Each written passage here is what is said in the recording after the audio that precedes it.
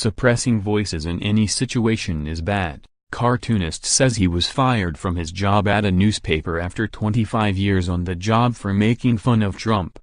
The Pittsburgh Post-Gazette's cartoonist, Rodgers, says he was fired after 25 years on the job for his scathing portrayals of President Donald Trump. Rodgers says he saw his termination coming, after his last 6 cartoons were spiked from publication.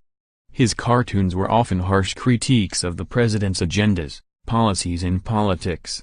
Rodgers' final cartoon that made print was of a heavy-set man representing America, impaled on a steel girder with "Trade War" written on it.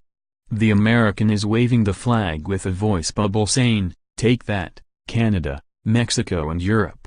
A recent spiked cartoon depicts a caution street sign, with Trump chasing after illegal immigrants and snatching their child from behind in a commentary on the administration's zero-tolerance policy on illegal immigration. In an editorial piece with the New York Times, Rodgers said in another indication of his eventual demise at the paper was an unusual conversation he had with his new boss a few months ago about changing the terms under which he had been working all these years. "When I had lunch with my new boss a few months ago," he wrote, "he informed me that the paper's publisher believed the editorial cartoonist was akin to an editorial writer, and that his views should reflect the philosophy of the newspaper. That was a new one to me. I was trained in a tradition in which editorial cartoonists are the live wires of a publication, as one former colleague put it, the constant irritant." In an interview with The Guardian, Rodgers argues that suppressing voices over a specific subject is particularly dangerous. Suppressing voices in any situation is bad, Rodgers said.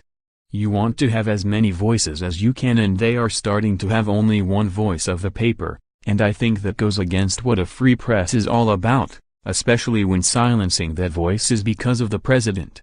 His ouster at the long-standing publication, for which Rodgers was a finalist for the Pulitzer Prize in 1991 for cartoons that targeted then-President Bill Clinton's Oval Office escapades with intern Monica Lewinsky, was met with outrage from within the journalistic community, as well as the mayor of Pittsburgh.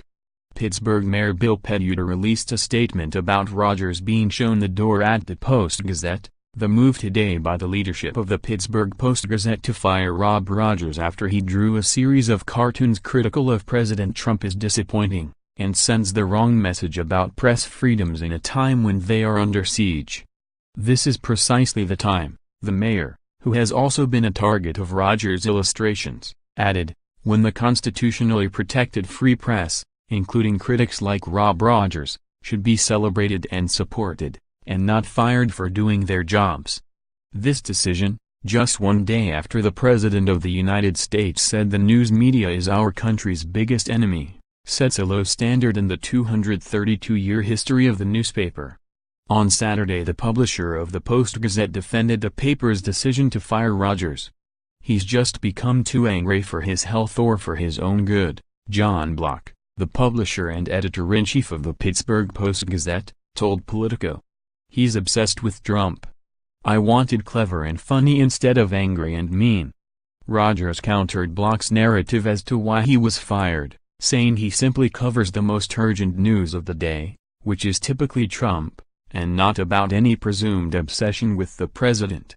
"If you look through my work, you will see that many cartoons had nothing to do with Trump," he said, responding to Politico's request for comment. "If I drew Trump more often than Block would have liked, it was because I base my cartoons on the most urgent topics at hand. Sadly, Trump provides that fodder every day." Mr. Block mistakes a strong opinion, particularly one he doesn't agree with, as anger. "I see it as my job to critique injustices. I don't see that as anger, nor do many readers or fellow journalists.